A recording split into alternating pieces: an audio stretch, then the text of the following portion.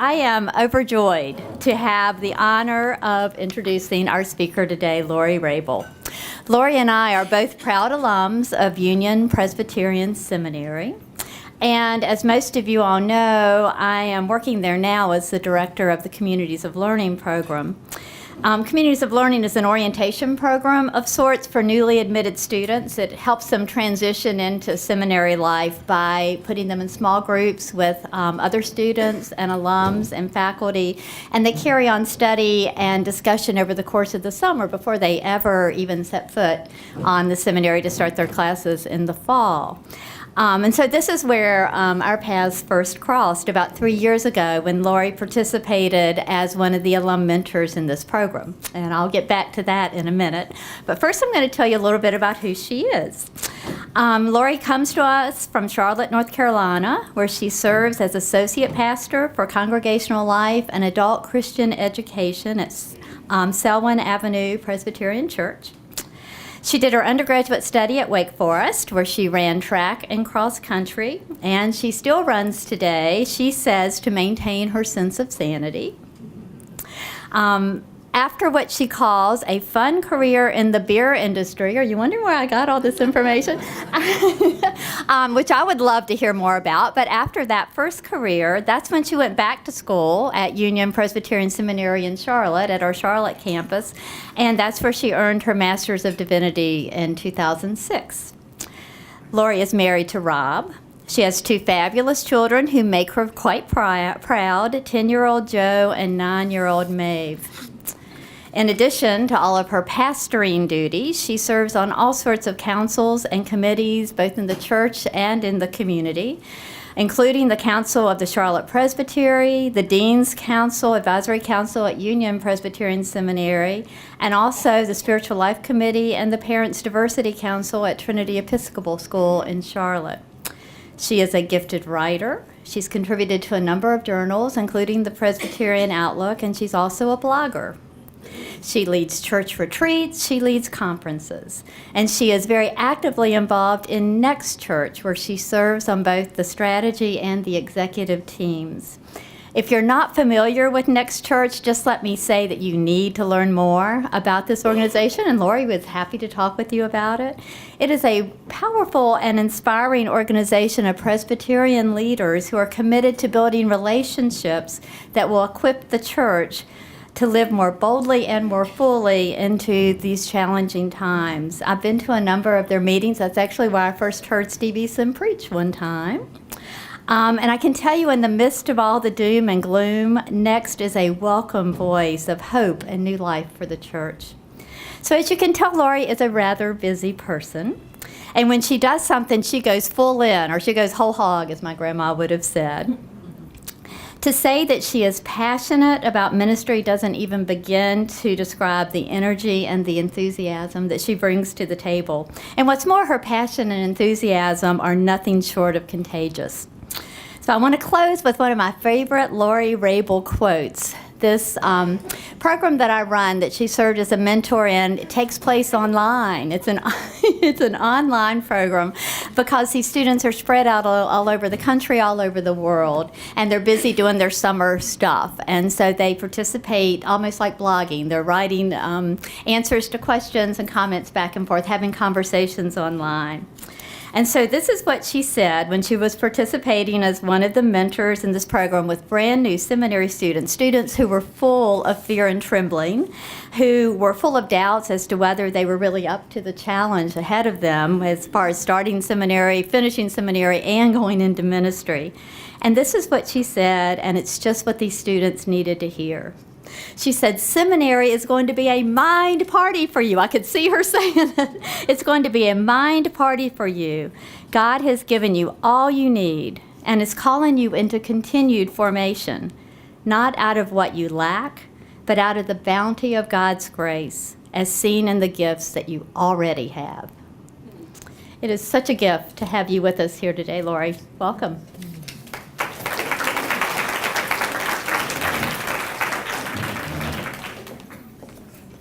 Sandy, I feel nervous to follow that nice introduction. There, it was all lies. I feel so much warmth. I feel like I've known you all for a really long time, and I think maybe that's the way the Connectional Church operates. So thank you all for your hospitality. There are a couple things before I get started I think that you might need to know about why I'm here, specifically about Steve Eason. Number one, although he is persuasive, he is not as persuasive as Cynthia Hall.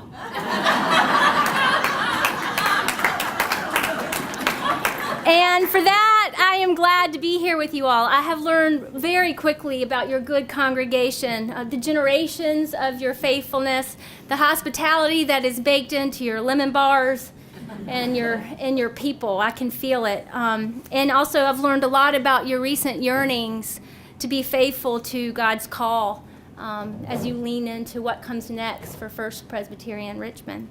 So as tempting as it would be for me to say that I came here to check in on you all to see who was taking good care of my friends Steve and Catherine, a more honest explanation is that I believe strongly in the connectionalism of Christ Church and a church that takes discipleship as seriously as I think that you all do. So you're worth the drive. I enjoyed the 4.5 hours in the car away from my children.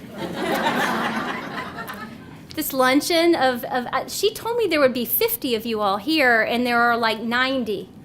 There are like 90 of you all here on a Tuesday afternoon, which is also evidence of your hope and the depths of your hospitality and commitment to what's happening. So Cynthia, you are a force to be reckoned with. Thank you for your patience and for having me here. I appreciate it. So when Cynthia and I spoke late last summer, she shared with me a little bit about your history and the heritage of what it means to be the Presbyterian women here in Richmond and the journey that you hope to embark on starting today in the coming year. She says that there is a focus on what it means to cause ripples. If you throw a pebble in the water and it makes some waves, that's pretty good, right? One action, one pebble, one choice, one cup of coffee, one word impacts the places and the people far beyond the initial point of immersion, right? Sometimes I think that we forget, especially as women, that God has given us the initiative and the power to make these ripples. But for our purposes here in the church, as disciples of faith, we can assume that the waters that we hope to ripple are baptismal waters. That the intentions of our actions are good and they come from a wellspring that never dries up. Those are waters of grace and of justice, of covenant and of inclusion. They are waters of belonging. Those are the waters that we hope to disrupt and to move and to splash in. It strikes me that children move in and out of water with great ease and joy. And for those of you that have children or grandchildren, you can imagine that they typically run into the water with hopeless abandon. A few years ago, I was doing dishes in my kitchen, and the skies began to open up on a hot summer late afternoon. And I don't know what got into me, but I told my 2 kids that they should go out and play in the rain. Without blinking, my daughter ran out before I could change my mind. But my son, who is an old man trapped in a little boy's body, was shocked at the suggestion. He stood in the doorway and he watched his sister jumping in the puddles with just hopeless abandon and joy, and he just could not bring himself to take the risk. I watched him from the kitchen, and I tried tenderly to encourage him to go on out. And as a parent who typically runs a very tight ship, I wasn't sure why it felt so important. It felt so important to get Joe to just get a little wet. Something deep inside of me knew I had no choice but to open the back door and to walk out in the pouring rain and to find the largest puddle I could possibly find and to lay down in the backyard. And I remember, like, I didn't want him to know that that's what I was doing, so I'm laying in the rain. And I remember Joe standing in the doorway with a look that certainly expressed deep concern that his mother had completely lost her mind. But I just kept going, and I was pretending like I was having so much fun. I was pretending for so long that I actually did start to have a really good time.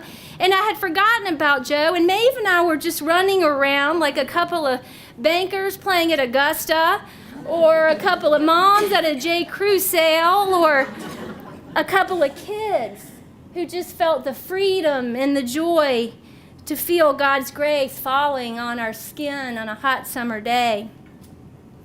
Joe just watched.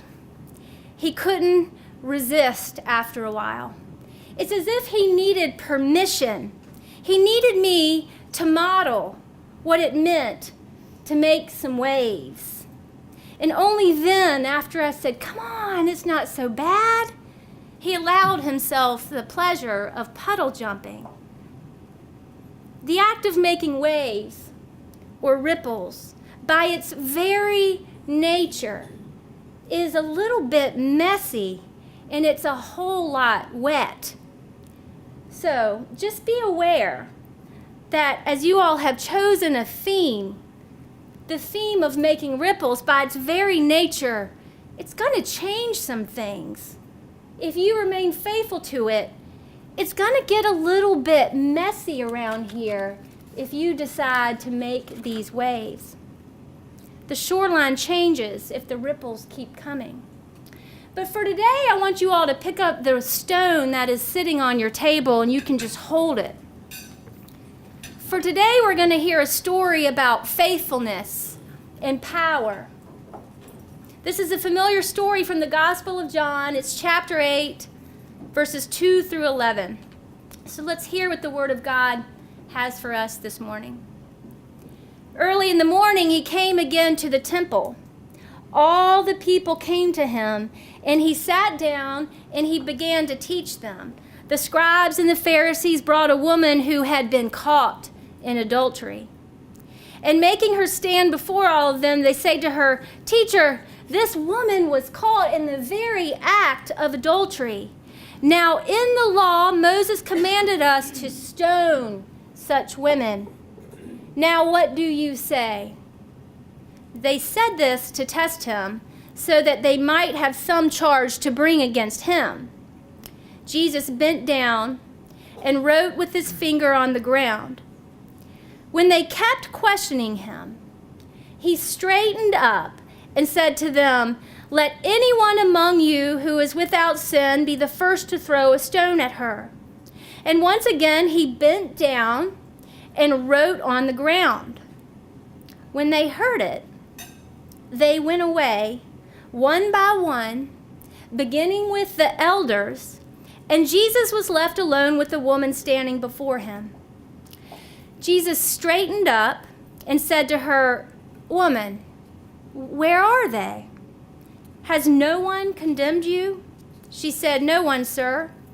And Jesus said, "Neither do I condemn you. Go your way, and from now on sin no more." This is the word of the Lord. Thanks be to God.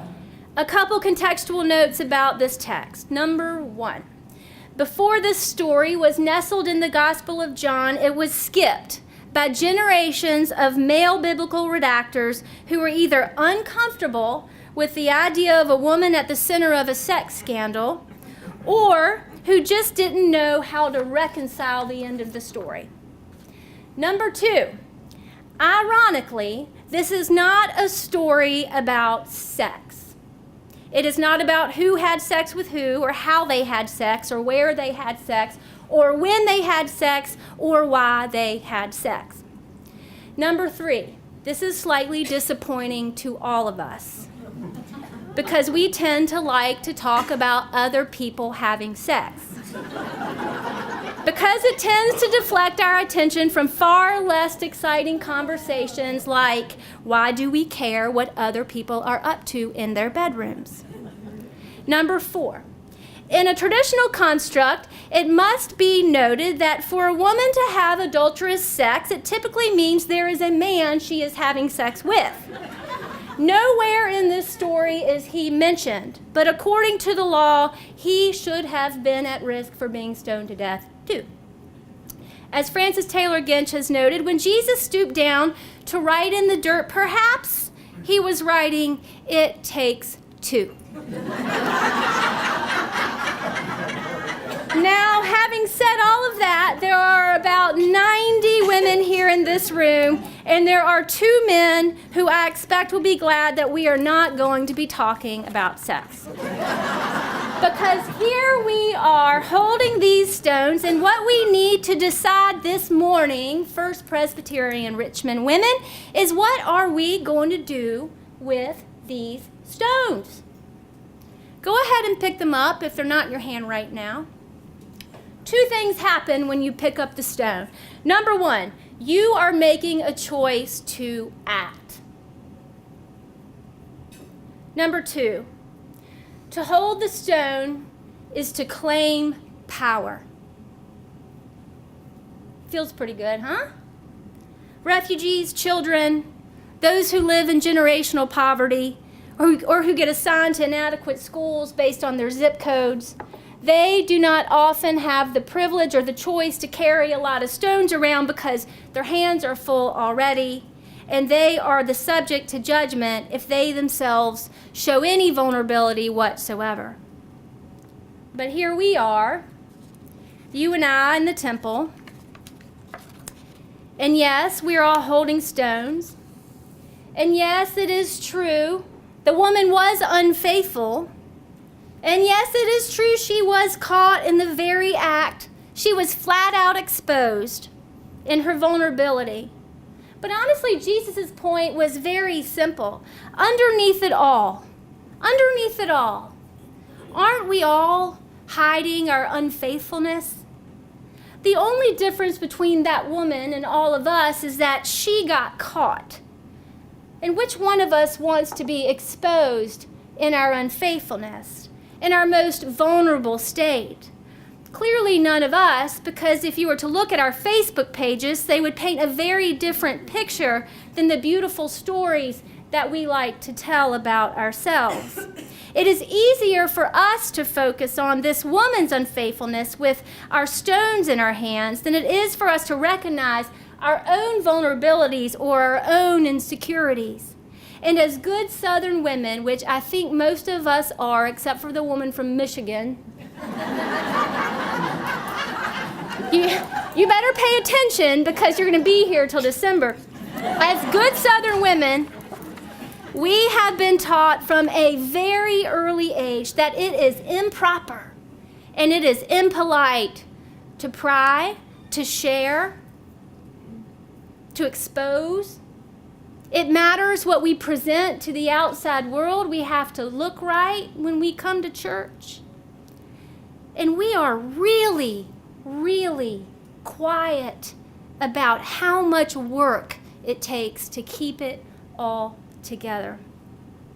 To be honest with you, I think we're just doing the best we can to be faithful, to be good, to be enough.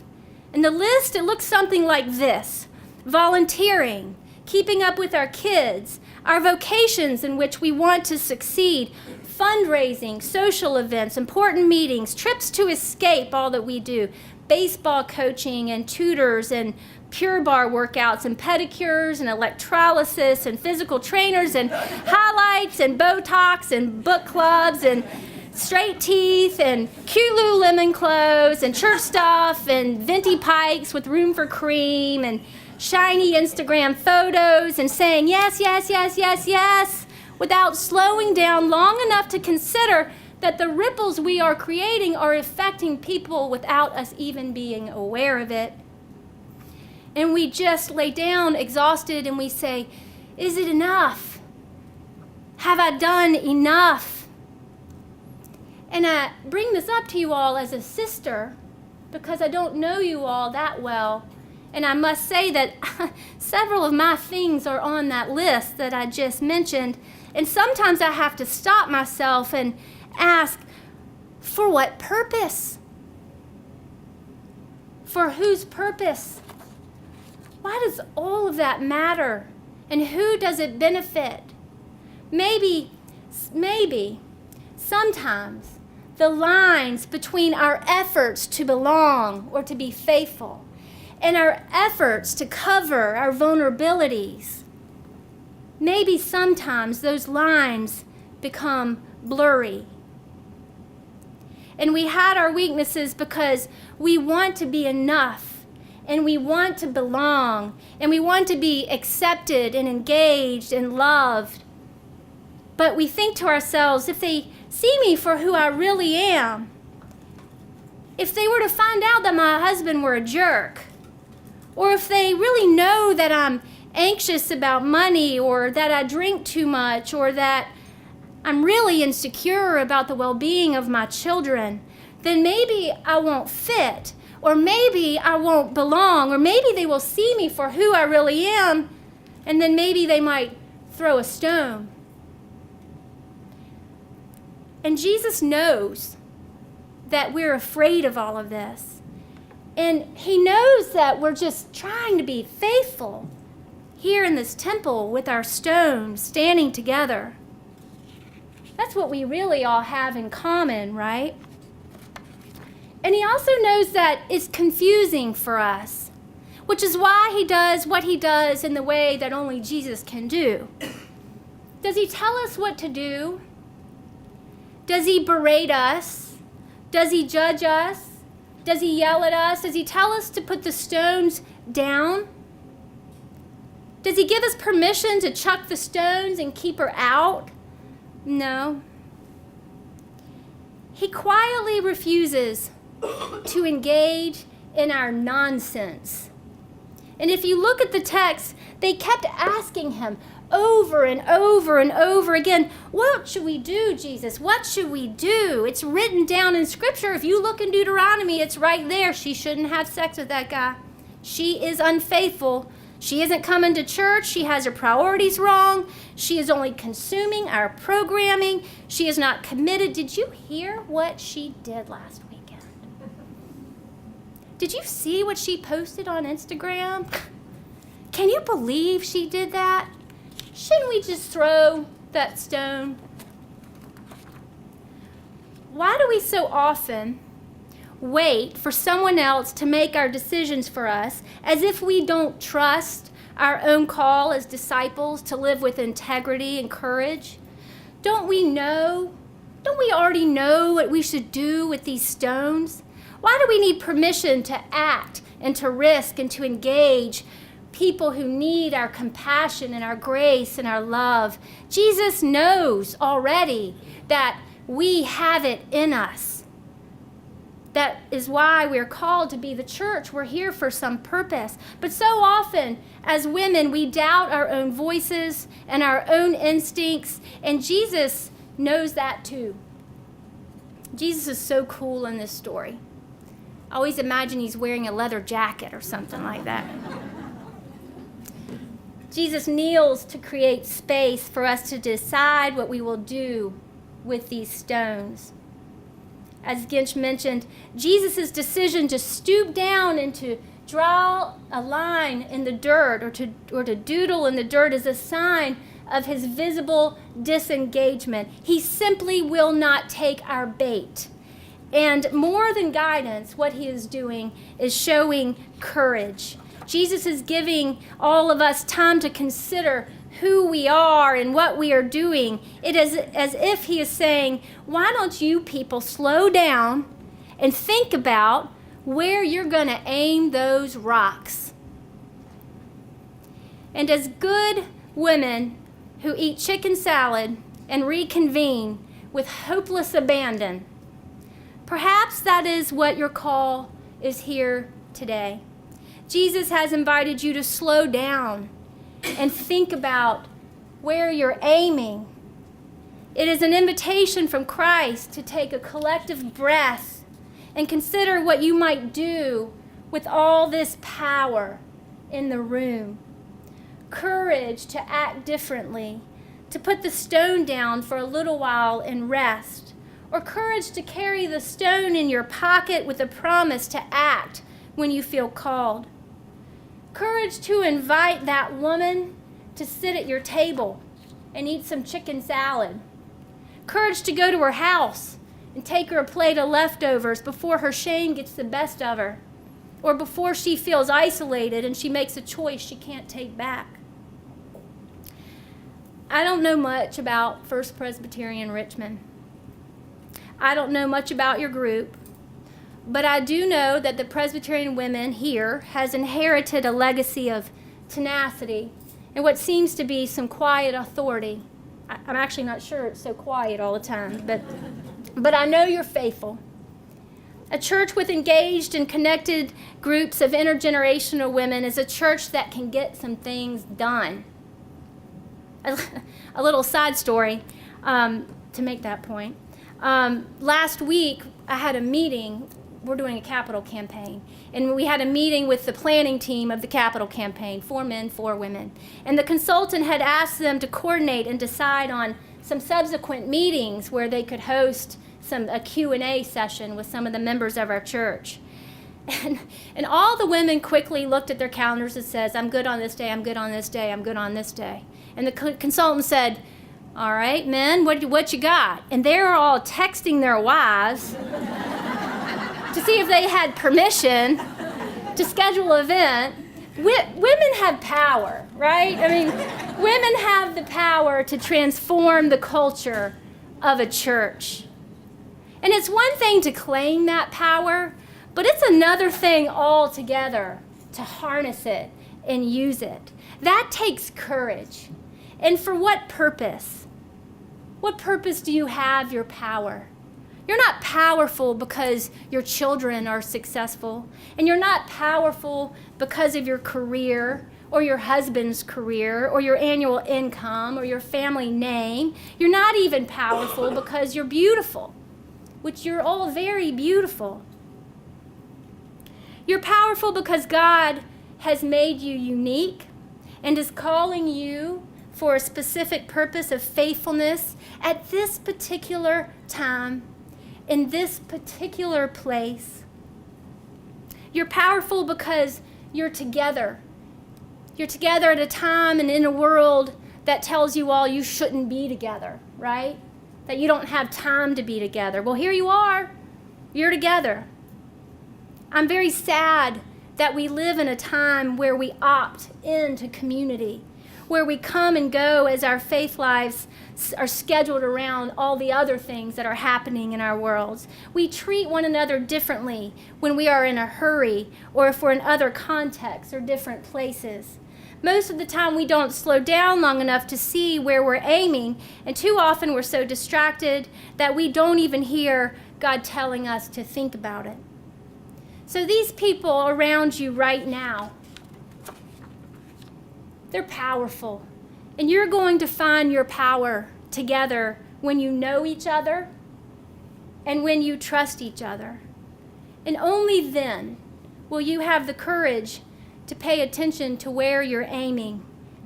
I'm just asking you to aim big or aim small, but for God's sake, aim with passion and purpose. And please, God, just aim for water. Just aim for water. And if you do that, you can expect that the landscape around you is going to change. Think of the waves that you all can make together. Amen.